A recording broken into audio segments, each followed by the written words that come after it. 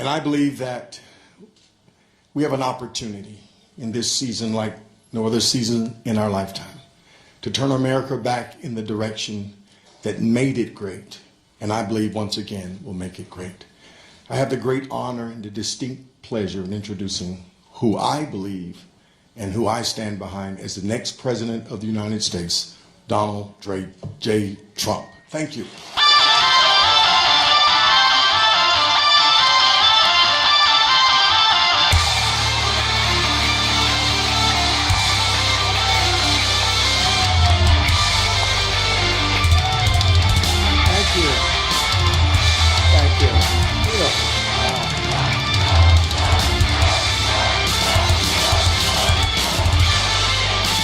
Thank you, Pastor. A great, great honor.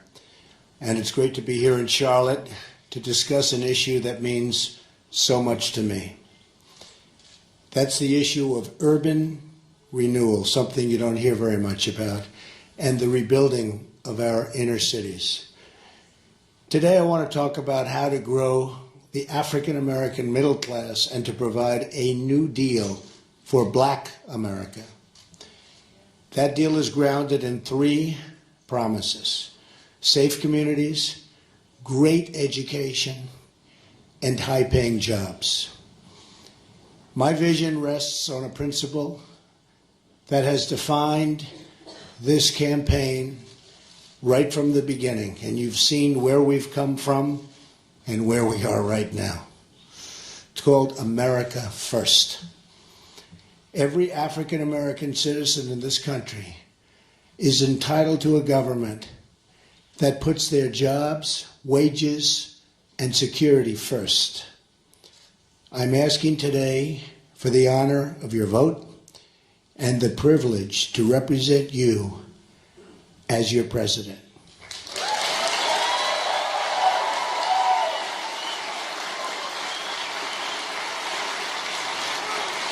And I will not let you down. You watch.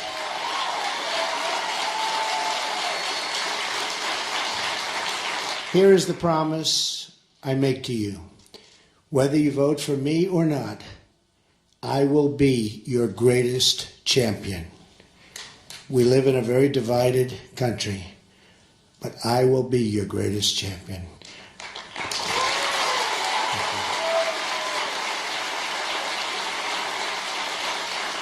I have no special interest.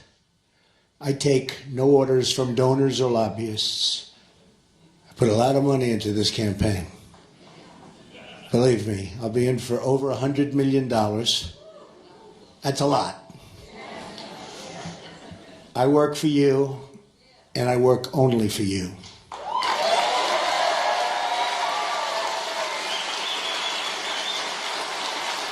Our campaign is about change, optimism, and the future. I'm asking people to break from the bitter failures of the past and to imagine the amazing possibilities for our future and our future together. Our opponent represents the rigged system and the failed thinking of yesterday. Hillary Clinton's campaign offers only the depressing pessimism that says this is as good as it gets and it's never going to get better. She's been doing this for 30 years, and for 30 years it's only gotten worse. American politics is caught in a time loop. We keep electing the same people over and over and over.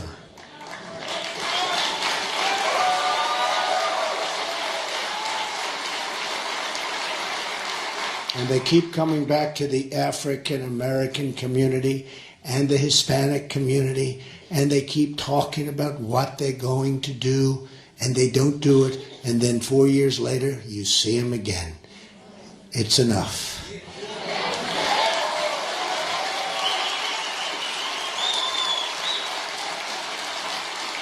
They keep making the same mistakes, and they keep offering the same old, lame excuses when nothing happens. You know that. I know that. Frankly, everybody knows that. The fact that our corrupt Washington establishment has tried so hard to stop our movement, we have a major movement, there's never been anything like it in this country.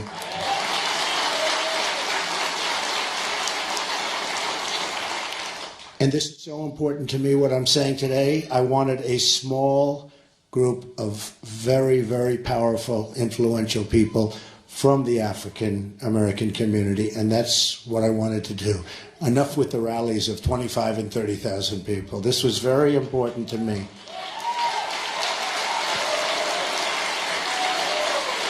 And I just met with some of the finest people I've ever met backstage. We had a great meeting, and I just want to thank those people right now. They are phenomenal people, so I want to say thank you very much. But it's just more proof that we represent the kind of change that arrives only once in a lifetime. This is a movement. It's once in a lifetime. Never going to happen again. Never going to have another opportunity. Every day I'm out on the trail proposing fresh solutions and new thinking. And every day the same people getting rich off our broken system tell us that we can't change and that we can't try anything new because it's not good for them. I have a message for all of the doubters in Washington. America's future belongs to the dreamers, not the cynics and not the critics.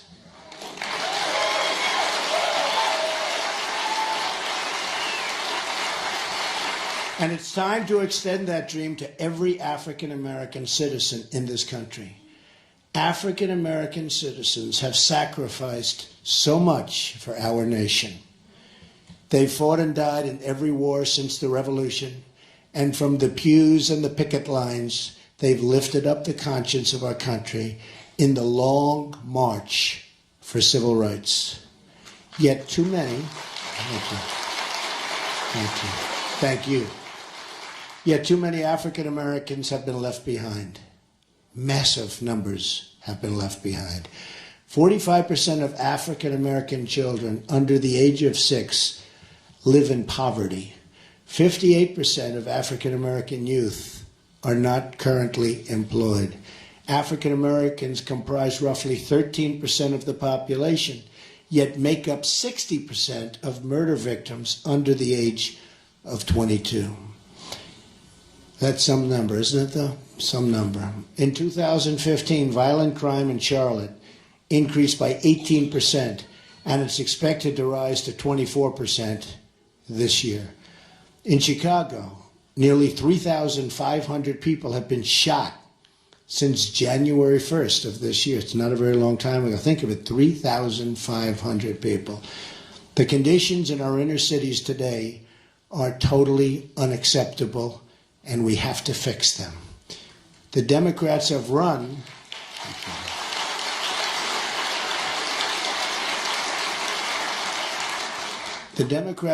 our inner cities for 50, 60, 70 years or more, uninterrupted. They've run the school boards, the city councils, the mayor's office, and the congressional seats. Their policies have failed, and they failed miserably. They've trapped children in failing government schools and opposed school choice at every single turn. The Clintons gave us NAFTA, one of the worst economic deals in the history of any country. It's taken our jobs, it's taken our companies, it's taken everything, so much out of our country. And China's entry into the World Trade Organization, two deals that truly deindustrialized America, uprooted our industry and stripped bare towns like Detroit and Baltimore and the inner cities of North Carolina, where we are really focusing. And by the way, you see the new polls coming out where we're really doing well, which is okay. Very well. Thank you. We're going to win North Carolina, I tell you. We're going to win Florida. Actually, we're going to win Florida, too. We're going to win Ohio, and we're going to win Iowa.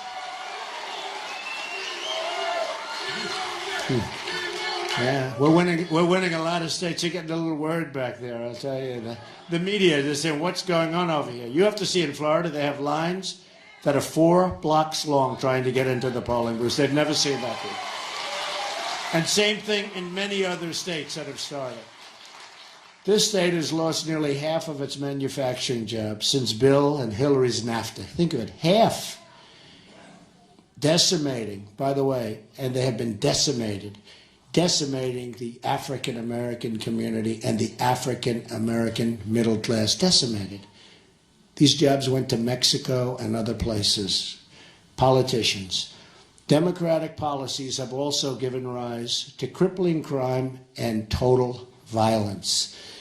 Then there's the issue of taxation and regulation.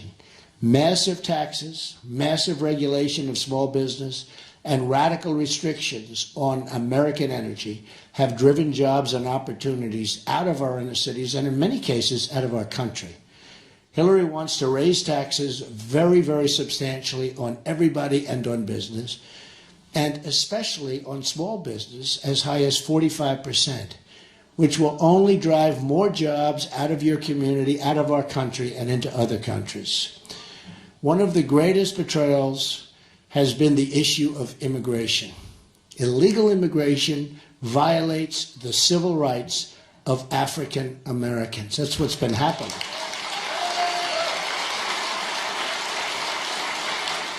No group has been more economically harmed by decades of illegal immigration than low-income African American workers.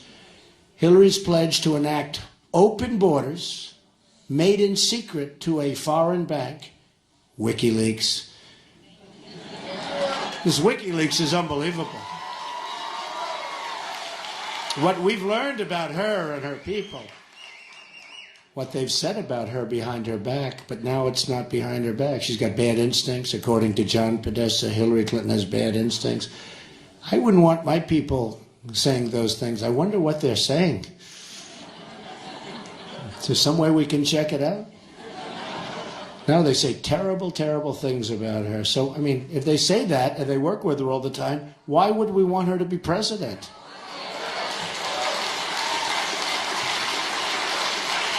At the center of my revitalization plan is the issue of trade. Massive chronic trade deficits have emptied out our jobs. Just look at what's happened to Baltimore, Detroit, Pittsburgh, Cleveland, and right here in North Carolina. You know that for a fact. It's the greatest jobs theft in the history of the world. If I'm president and the executives at Ford Motor Company announce they're moving their plants and jobs to Mexico, I will pick up the phone and make a very, very simple call. I don't know if it's presidential, but I'd rather do it myself. And who cares? Who cares?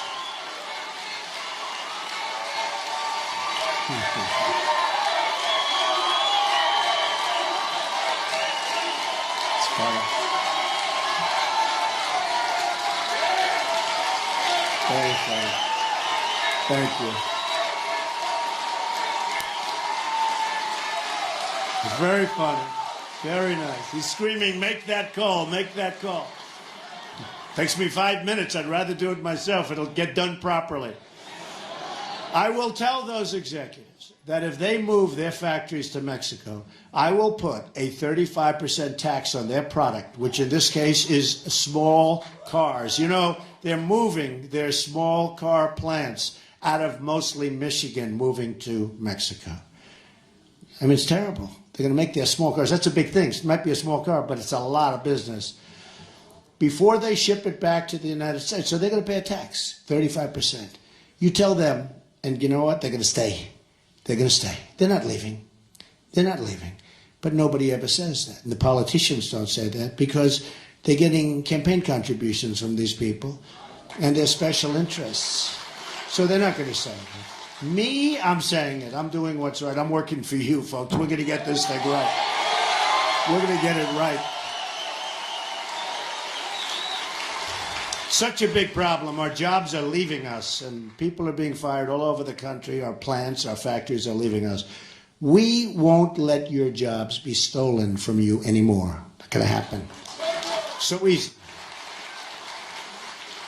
When we stop offshoring to low-wage countries, we raise wages at home, meaning rent and bills become instantly more affordable.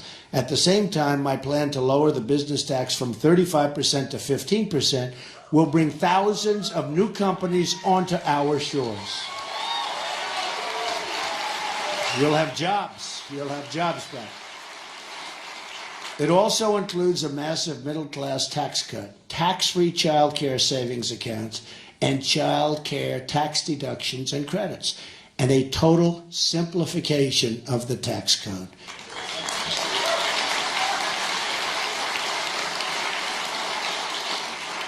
I will also propose tax holidays for inner-city investment, a new tax incentive to get foreign companies to relocate in blighted American neighborhoods, and they will do that.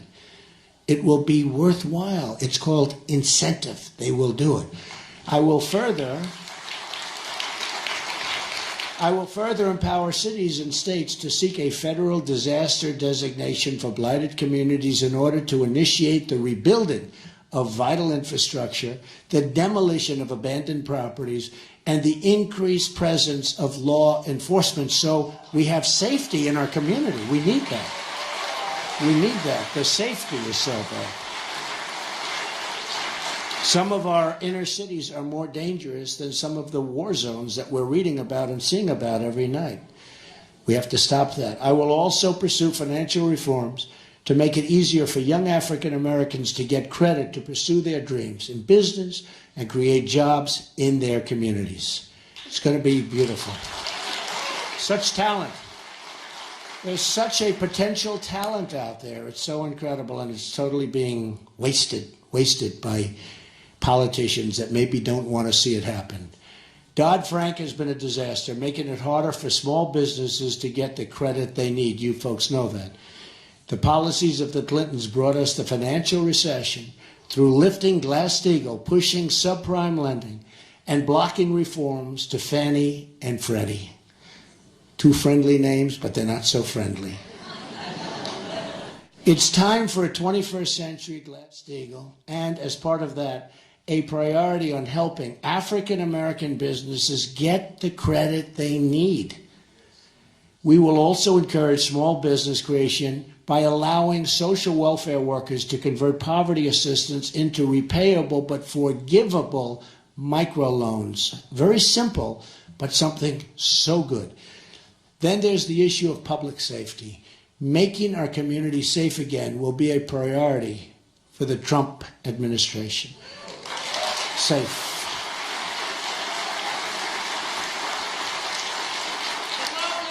Thank you. I love you too. No, I mean, so many people. I mean, you walk to the store to buy a loaf of bread, maybe with your child, and you get shot. Or your child gets shot. Got to stop it. No good. No good. We need safety. I have heard and have listened to the concerns raised by African American citizens about our justice system, and I promise that under a Trump administration, the law will be applied fairly, equally, and without prejudice. There will be no prejudice.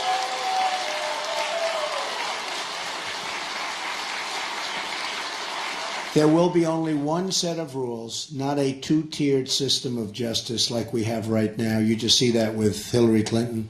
I mean, think of it. Think of it. Think of it. She deletes 33,000 emails after getting a subpoena from the United States Congress, and she has no trouble. And in your community, you know what you're going through. Can you imagine if you did that? Can you imagine if I did that? I'd think they'd reinstitute the electric chair. Forget about you. How about me? Would I be in trouble?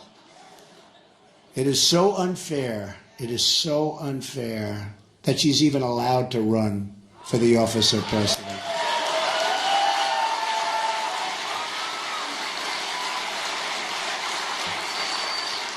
And then you probably read $675,000 went to the wife of the head of the FBI who was in charge of the investigation to her campaign. No, is this too hard to believe? I mean, went to the head of the FBI's wife who was in charge of the investigation of the Hillary Clinton email scandal. And then you wonder, gee, I wonder why she got off. That is a serious, horrible thing. Look, it's a horrible thing. It's not even believable. I have people, great lawyers, they can't even believe what's happening. The best evidence of unequal justice is that Hillary Clinton could violate so many laws, bleach and delete her 33,000 emails, and especially after the subpoena from Congress, lied to Congress, lied to the FBI, put her national security at grave risk. I mean, our national security was put at unbelievable risk with what she was doing, and not even face so much as a minor fine. Now think of it. A major general, a man 4-star general, that's about the top. General James Cartwright lied one time to the FBI, and he probably did it. He did it, in my opinion, for national security reasons. And he may go to jail for a 5-year sentence. Think of it, 5 years. He may go to jail for 5 years. One time to the FBI, she lied, looks like hundreds of times. Hundreds. How about you couldn't remember 39 times? Well, each one of those 39 was a lie, right?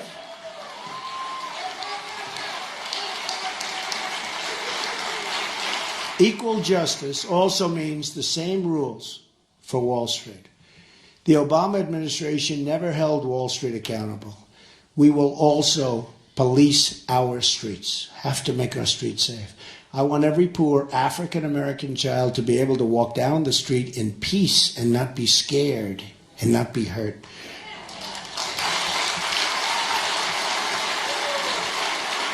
The problem is not the presence of police, but the absence of police. We need really a great group of people to keep you safe, to keep us all safe, to keep us all safe. You know, the murder rate in the United States, I don't know if you know this, because the press never talks about it, is the highest it's been, think of this, in 45 years. Nobody knows that. The murder rate, highest it's been in 45 years. I will invest in training and funding both local and federal law enforcement operations to remove the gang members, drug dealers, and criminal cartels from our neighborhoods.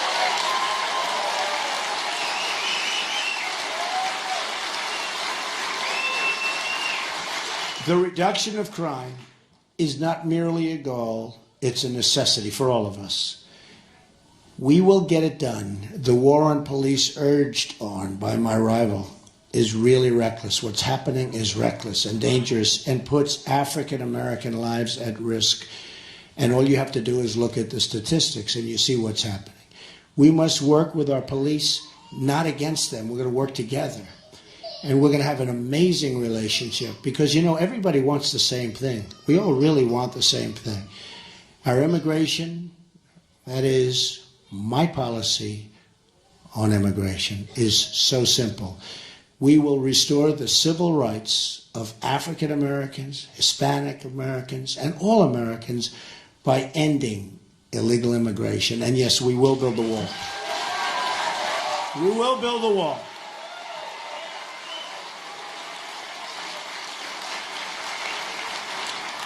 And we're going to stop the inflow, the massive inflow of drugs, which is coming into your community more than any community, but coming into your community and poisoning our youth and poisoning many other people, but poisoning our youth. I will reform visa rules to give American workers preference for jobs, and I will suspend reckless refugee admissions from terror-prone regions that cost taxpayers hundreds of billions of dollars. A portion of the massive amounts of money saved by enforcing our laws and suspending refugees will be reinvested in our inner cities. Don't forget, many of these refugees are coming from Syria and other parts of the world. We don't know where they're from, who they are, what their thought process is, and they're being let in by the thousands and thousands and thousands. And Hillary Clinton wants to allow a 550% increase over what President Obama is allowing. We don't know. We don't know what's going to happen. This is the story of the Trojan horse. This is your second Trojan horse guaranteed. And I can tell you right now, it's not happening, not with me. It will be ended. It will be ended. That will be ended. We have enough problems in our country. It's time to help the American citizens who have become refugees in their own country. Infrastructure will be another major goal. My contract calls for $1 trillion in infrastructure investment, of which the inner cities will be a major beneficiary. We need something done. It's so bad. You look at your roads and you look at your everything. You look at your schools and hospitals. Everything. It's so bad. I will also cancel all wasteful climate change spending from Obama Clinton.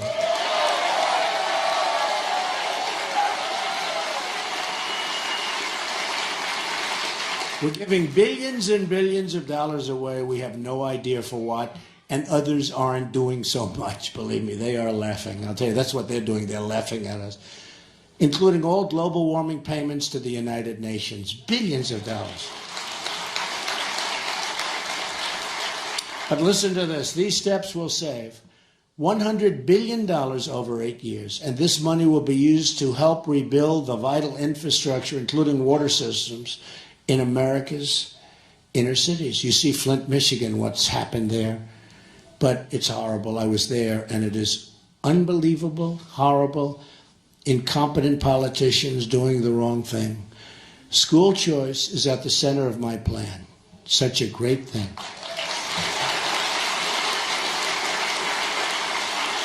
And by the way, we're going to terminate Common Core and bring education local.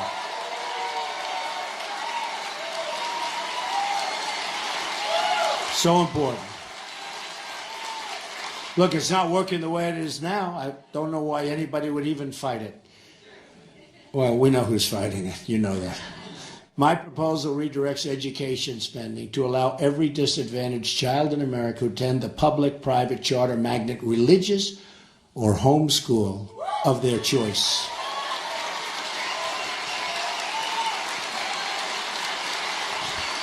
School choice is the great civil rights issue of our time, and I will be the nation's biggest cheerleader for school choice in all 50 states. What a difference it will make.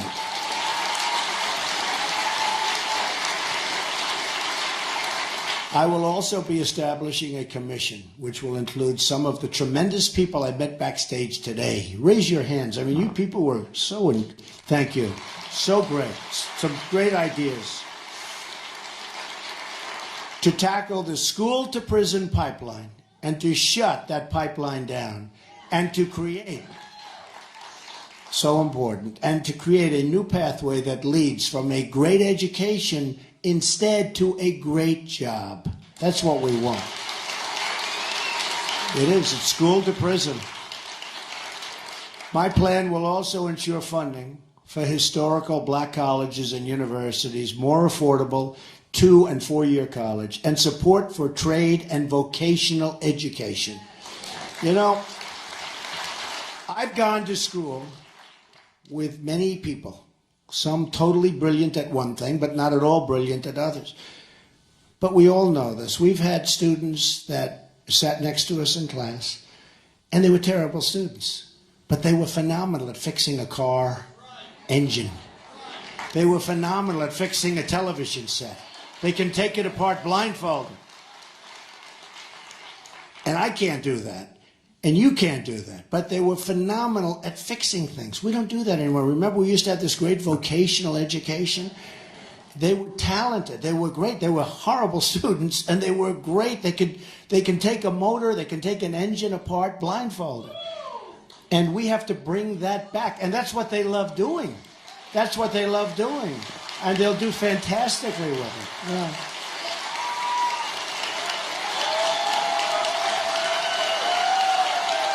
Don't you think, right? So true. So we're going to get that going again. Finally today, my agenda includes the protection of religious liberty.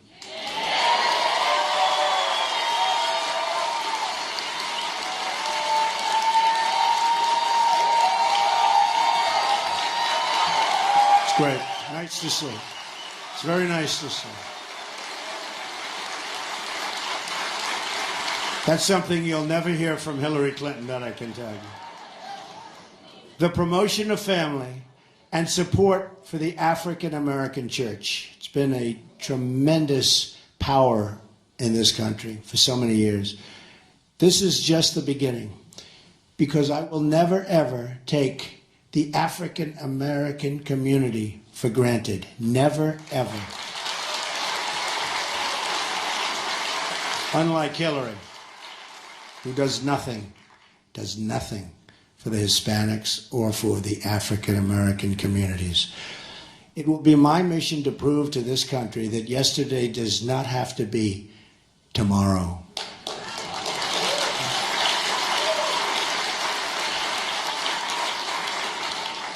The vicious cycle of poverty can be broken, and great new things can happen for all of our people. Great new things can happen.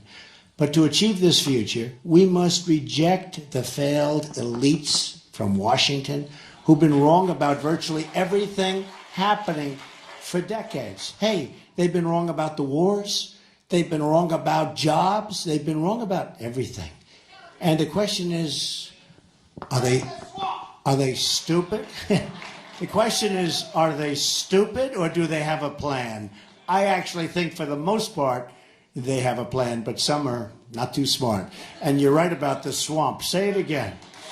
Right? You better believe it. Boy, that is...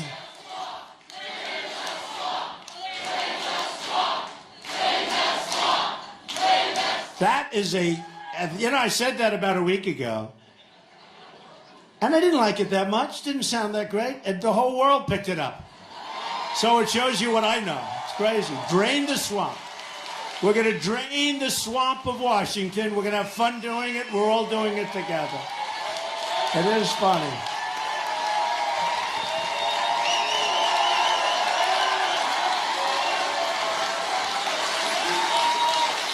Funny how things like that happen. I was listening the other day to a great singer, one of the great legends, and said that, so didn't like it. Became one of the greatest hits of all time. So, Drain the Swamp, I didn't like it. Now I love it, right? The people opposing us promised that passing NAFTA and opening up our markets to China would bring a new era of jobs and prosperity. That didn't happen. Instead, they brought only poverty and heartache and loss. The people opposing us are the same people who and think of this, who've wasted $6 trillion on wars in the Middle East. We could have rebuilt our country twice. That have produced only more terrorism, more death, more suffering. Imagine if that money had been spent right here in our home. We've totally destabilized the Middle East. And if you think about it, $6 trillion, and it was far better 15 years ago. So we've made it worse. We spent $6 trillion, lost thousands of lives. You could say hundreds of thousands of lives. Because look at the other side also. So we lost hundreds of thousands of lives, and we're far worse off than we were when we started. Who are the people that do this? And then we end the war in such a bad way that a vacuum is formed, and we have ISIS. And that was the JV, the junior varsity. But now the JV is violent and vicious and ensconced in 32 different nations. And the one that gave us the JV now says how she's going to get rid of it. Not going to happen, folks. Just words. Just words. Just words. For 30 years she's been talking. For 30 years, only bad things happened for her. She tried to build democracy in Libya, and she failed. She tried to build democracy in Iraq, and she failed. She tried regime change in Egypt, and that was a disaster. She pressed regime change in Syria, and that failed. She tried a Russian reset that was laughed at. Laughed at. Putin He has no respect for her whatsoever.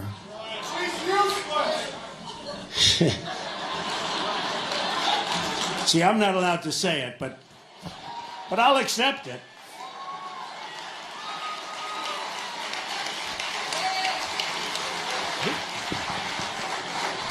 Who said that?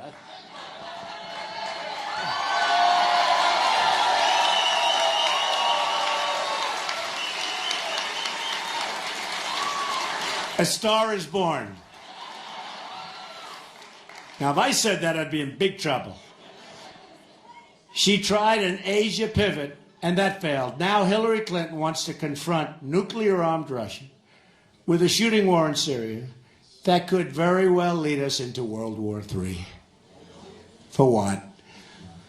She doesn't get it. She doesn't understand. Remember, her top person says she has bad instincts. She's got bad instincts. And by the way, we want to be so strong. We want to make our military so strong. We want to take care of our vets better than they've ever been taken care of.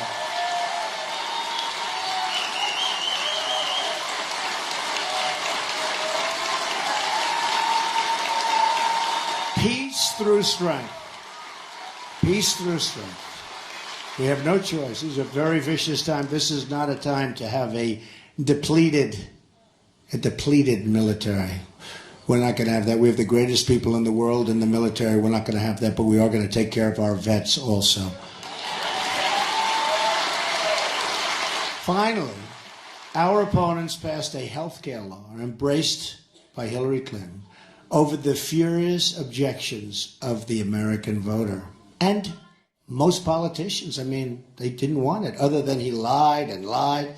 You can have your plan, you can have your doctor, 28 different times, and enough Democrats went over to that side, they made a mistake. Obamacare is now destroying our health care system. Premiums are skyrocketing double digits and are surging by more than 100%. And think of it, in the great state of Arizona, I love Arizona, it's going up 118%. Oh, but don't worry, you're going to catch that too first. Doctors are quitting, insurers are leaving, and companies are fleeing. Every prediction they made about this law was a lie, and I said it was going to be no good before it was ever passed. If we don't repeal and replace Obamacare, we will lose our health care system forever. We have to get rid of it. It's a disaster. It's too expensive, it doesn't work, and you get no coverage. The deductible is so high that you'll essentially never use it. Now is the time to embrace a new direction. I've been very lucky and I've led a great life. Now I want to give back to the country which I love and which has been so good to me.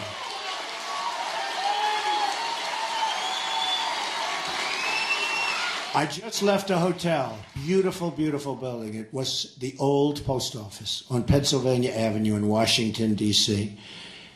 And it's mine.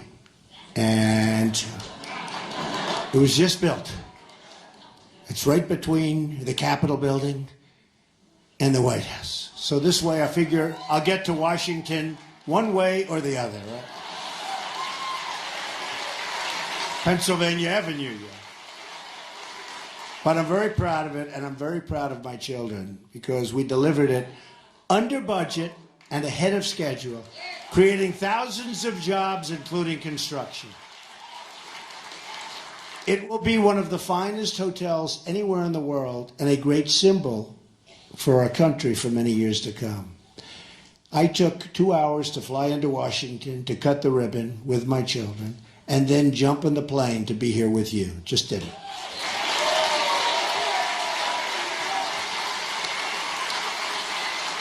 I wanted to be there for my children who work so hard on the hotel. They work so hard, in particular Ivanka in this case.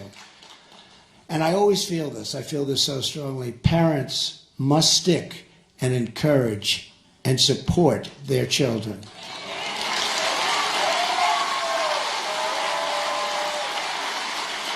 Would have been very bad. They work 24 hours a day, always working, and then you say, I'm not going. It takes the heart out of them, right? Don't you think? I mean, they did a great job in the hotel, and I told them so. And Hillary said, Donald Trump took time off the campaign. Can you believe it? Here's a woman who goes home and she goes to sleep all the time. Think of it. She's got no energy whatsoever. Everyone's talking about the fact that I'll do 7, 8, 9 stops. I'll make 3 or 4 major speeches. Like, for instance, right after this, we have thousands and thousands of people in North Carolina coming to another one. Last night, 25,000 people. I got home at 1 o'clock in the morning. Here's a woman. She makes a speech for 15 minutes. She goes home, goes to bed. Honestly, she has less energy than Jeb Bush. Admit it. Admit it.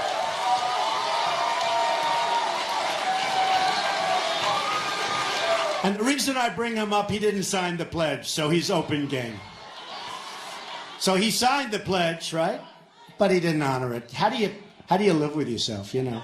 He signs a pledge, and he doesn't live. So we figure. But how do you like that? And then she has a speech today. She criticized me for going to the opening of this building, which was in and out. It's not the way life works. But I was also there for another reason. The workers. They did a magnificent job. They were there. And without them, it could never have been built so quickly or so beautifully. The rebuilding we did at the old post office is the rebuilding I want to do for our country. We're going to rebuild our country.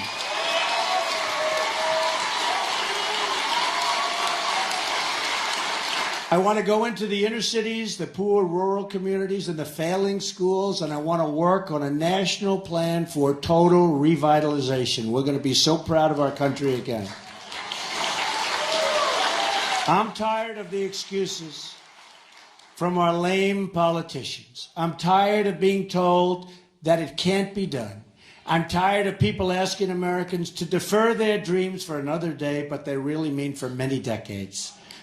Enough waiting. The time is now. There is nothing we cannot accomplish. There is no task or project too great. There is no dream outside of our reach. Everywhere I go in this country, all I see is untapped potential waiting to be set free. And maybe the greatest of that potential is in the African American communities. There's so much potential. But we will never realize that potential if we continue putting our faith in a broken political system that has let us down time and time again. We have to choose the more optimistic. We have to choose to believe not in our politicians, not in these people that got us there, but to believe in ourselves and the future of our country. If we do that, anything is possible. So I'm asking America to join me in dreaming big and bold things for our future.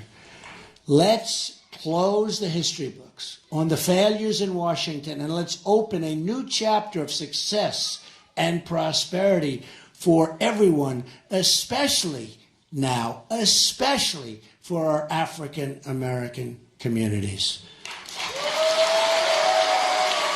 And that's going to happen. I am very humbled beyond words to be the nominee of the party of Abraham Lincoln. A lot of people don't know that. It's the party of Abraham Lincoln. And it is my highest and greatest hope that the Republican Party can be the home in the future and forevermore for African Americans and the African American vote, because I will produce and I will get others to produce, and we know for a fact it doesn't work with the Democrats, and it certainly isn't going to work with Hillary.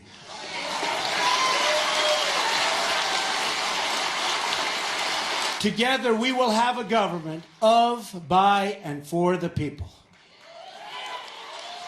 And we will make America great again for all Americans. Thank you very much, and God bless you, everybody.